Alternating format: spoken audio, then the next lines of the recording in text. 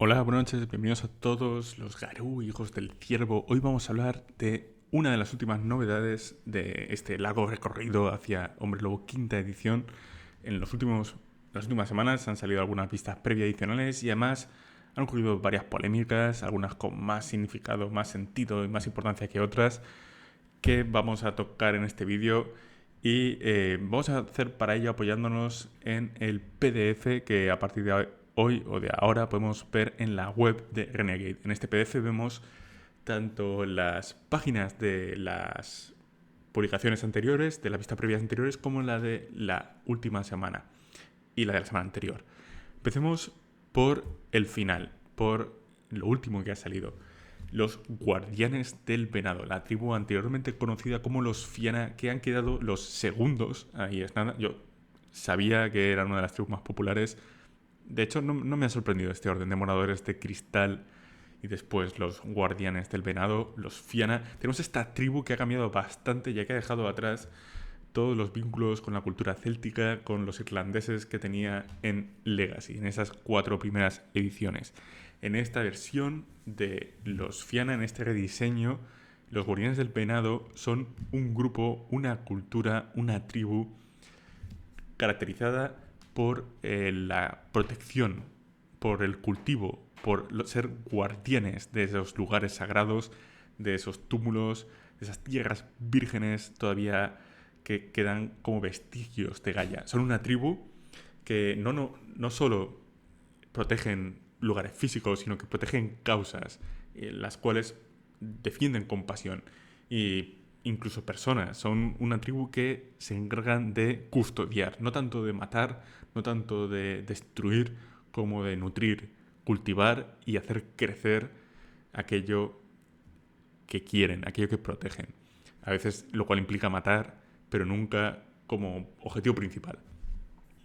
Nos dicen que es una tribu que vive entre la tradición y la modernidad. Es una tribu para la cual la jerarquía y las tradiciones, la cultura, el legado es algo muy relevante, muy importante. Y sin embargo es una tribu que no ha quedado anclada en el pasado, sino que se renueva continuamente y que vive apegada a la modernidad. Quizás no tanto como los moradores del cristal que vimos en la primera vista previa, pero que sí que ha sabido actualizarse en los tiempos modernos. Nos hablan de que su espíritu patrón, el espíritu de esta tribu, su tótem, es el ciervo, es el venado. Lo cual pues no es sorprendente, no ha cambiado respecto a los Fiana. El venado les otorga un dado adicional en las tiradas de supervivencia, de trato con animales y de artesanía, siempre y cuando tenga relación con la naturaleza.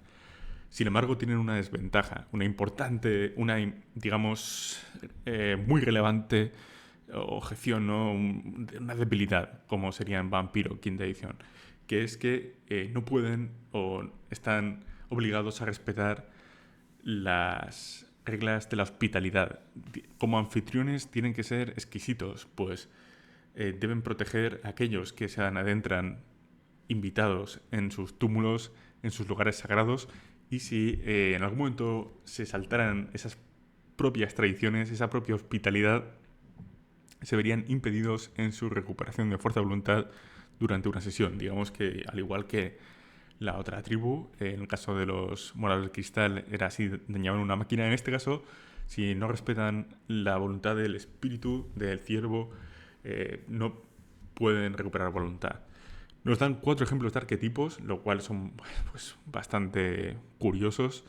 El primero es una cazadora o un cazador. Nos hablan de una especie de guardabosques que conoce muy bien un pequeño territorio o una provincia, una región. La conoce como la palma de su mano, mantiene el equilibrio entre las distintas especies que habitan en ella y trata la caza con respeto, como si fuera algo prácticamente sagrado, como si fuera la presa una necesidad que trata de matar lo más mínimo. El segundo personaje que nos presentan es el de la estratega digital del túmulo. Nos hablan de un personaje que, según parece, es una especie de logista, de alguien que se encarga de engrasar la maquinaria de la tribu, de hacer que todo fluya en las manadas, de asegurarse de que todo el mundo esté preparado cuando llegue el momento y de organizar los distintos roles de los recursos, la economía de tiempo y la gestión de incluso los espíritus de un mismo clan. En tercer lugar, nos hablan de un rapero que podría ser un buen Galear, que tiene una fama mundial y que se encarga con ella de hacer llegar a la humanidad las hazañas, las sagas de la tribu. Quizás un arquetipo curioso, pero que, bueno, pues hila bastante con lo que estamos acostumbrados a ver antes de los Fianna. Y la más original posiblemente, aunque tampoco es algo que estuviéramos que original no es, pero tampoco es algo que estuviéramos acostumbrados a verlo entre esta tribu antiguamente. Es la leyenda urbana, una bestia, que es esta que vemos aquí, el segundo entre los dibujos, que se ha convertido en un mito entre los habitantes de alguna región aislada, de una provincia, que hace desaparecer a los caminantes solitarios en los senderos y que en las noches de luna cornuda nos dicen que se muestra en la penumbra para acabar con algún que otro viajero que nunca vuelve a ser visto. Una especie de mito que ha permitido que esa leyenda de la tierra salvaje y peligrosa haya pervivido en alguna zona del estado de la humanidad, por así decirlo. Y eso sería la imagen de la tribu. Un rediseño que es bastante importante, diría yo, porque al quitarle todo el tema de lo céltico, de las tribus irlandesas, ha quedado una tribu muy, muy enfocada quizás al proteger y cultivar, a nutrir la tierra.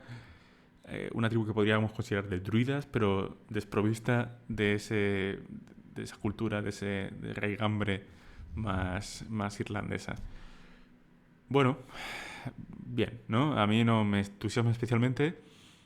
No sé si seguirá siendo tan popular como antes, pero desde luego lo que han hecho es rediseñarla por completo. No vemos un vestigio, un ápice de todos esos mitos casi feéricos de esa relación con las hadas que tenían antes, en absoluto. No sé si en otras partes del libro se verá, pero en este caso no.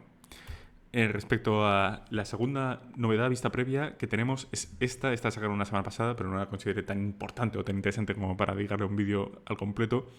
Nos hablan de cómo se organizan las manadas de los hombres lobo, de cómo están aislados de la sociedad humana y también de la sociedad del mundo, de la jerarquía que se organizan los lobos, y les lleva ahora en esta edición que no hay parentela, que no tienen ese vínculo, ese puente, ese refugio entre las familias que son inmunes al delirium. En esta edición se ven mucho más alienados y se ven abocados a refugiarse entre los otros licántropos, entre los otros garú. Por eso las manadas son más importantes que nunca. Son la única forma de los hombres lobo de socializar, de actuar en grupo, de desarrollar esa faceta más, digamos, humana entre gente que no les va a juzgar y segregar por lo que son. Nos hablan de distintos tipos de manadas, nos dan 5 ejemplos, nos hablan de una manada urbana, de una manada de ocultistas, de una manada de nómadas, de una manada de radicales, de guerrilleros, y por último nos hablan de una manada que pertenece a algún tipo de subcultura que se mueve por la ciudad. Nos hablan de que en esta época, en el apocalipsis, ya no las manadas son tan cerradas en su configuración, en su estructura, como eran antiguamente. Ya no, digamos, se establece que cada manada tenga que tener un miembro de cada auspicio, ¿no? Un Ragabas, un Deurge, un Narún, etc. Sino que actualmente ya existen manadas de un solo auspicio, manadas a las cuales les faltan 1, 2 o 3 auspicios, y en general ya no se considera esto muy importante. También hablan del renombre y cómo afecta esto a los cambios de nombre. Nos hablan de que, bueno, antiguamente en las ediciones Legacy los personajes tenían un nombre que era de estilo nativo americano, como Toro Sentado o Oso Gris, cosas por el estilo, o los nombres nórdicos pues eran mucho más violentos, ¿no? Golgol, colmillos primero, o el que pega garrazos de hierro, cosas así, ¿no? Y en este caso nos hablan de que más que este tipo de nombres, nos estamos encontrando ante una sociedad que se coloca alias o sobrenombres, avatares. de que dejan atrás su identidad humana para dibujarse su propia identidad, para decidir quiénes van a ser y cómo se van a nombrar entre los Garou.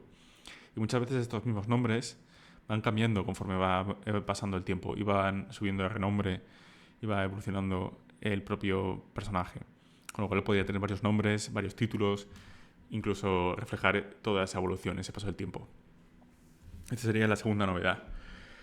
La tercera novedad, quizás la más polémica, es han sustituido el arte, han cambiado el arte del tatuador, del artista de tatuaje, que este personaje que vemos aquí a la derecha, de los Moradores del Cristal. Hubo una polémica muy importante. En ese momento, cuando grabé el vídeo de los Moradores del Cristal, todavía no había saltado, salió al día siguiente.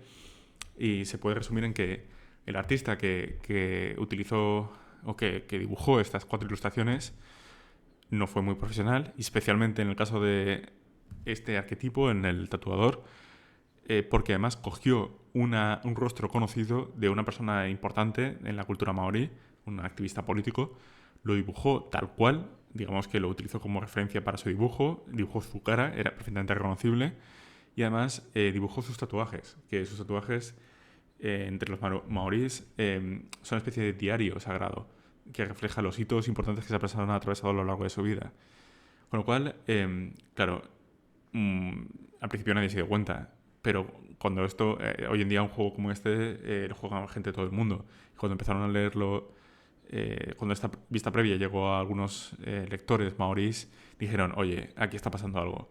Y este hombre no ha dado su consentimiento para que utilicen su imagen. Y además esos tatuajes son muy delicados y muy importantes. Son el mojo, que lo llaman, o el moco, perdón, es un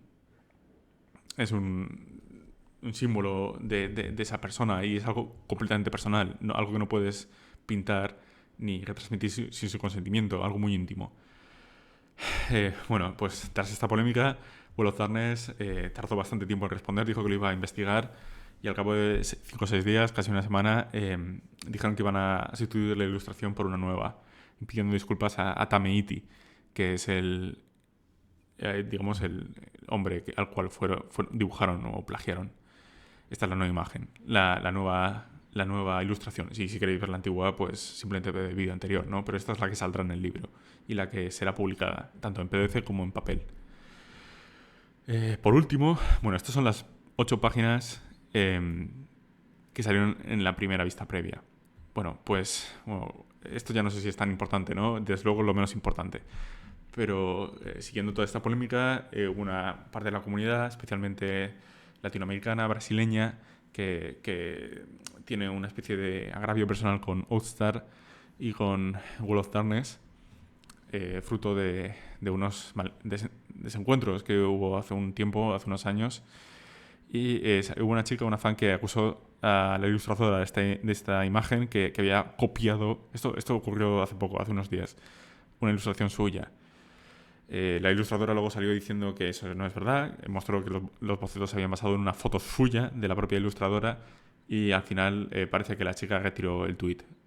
Pero bueno, que como veis, bueno, pues las redes están hirviendo con este tipo de polémicas, ¿no? Y está la gente bastante deseosa de buscar conflicto. Así que a veces con más razón que con otra, ¿no? Lo de Tameiti, por ejemplo, es bastante legítimo protestar y quejarse, y hubo poco profesionalidad. Pero en este caso vemos que hay gente que simplemente se quiere subir al carro de las críticas y las quejas y hacer sangre. Y bueno, eso es todo. Sin embargo, me queda comentar que también han anunciado los dados. No tengo aquí la imagen de los dados, pero han anunciado una caja de dados. Se ven 12 dados verdes, que son los dados normales de Hombre Lobo, con un símbolo de unas garras o un garrazo, como el de la portada de las ediciones anteriores, y una especie de éxito crítico que parece ser un garrazo con 2 asteriscos. También vemos 5 dados de rabia, lo cual indica que, al igual que el ansia o la desesperación, la rabia irá del 1 al 5. Y estos dados de rabia muestran una especie de mandíbula o mordisco, el cual además tiene más de una cara con este símbolo. Podría ser que hubiera más de un fallo crítico. Y esa caja, ese paquete, ese estuche con 5 dados rojos y 12 dados verdes, además incluirá 5 cartas de cambio de forma que serían con una especie de referencia rápida, como las cartas de disciplina, pero en este caso para distintas formas de Hombre Lobo. Y eso es todo, espero que os haya gustado este vídeo, espero que haya podido explicar de forma interesante, más o menos amena y concisa las distintas polémicas y novedades, que ha habido bastantes, dados, manadas, guardianes del venado, cambio de ilustración, bueno, pues todo esto que ha ido surgiendo en las últimas semanas y manteneros vuestro interés y manteneros al tanto de todo lo que concierne a Hombre Lobo en la Apocalipsis quinta edición. Un saludo y buenas noches.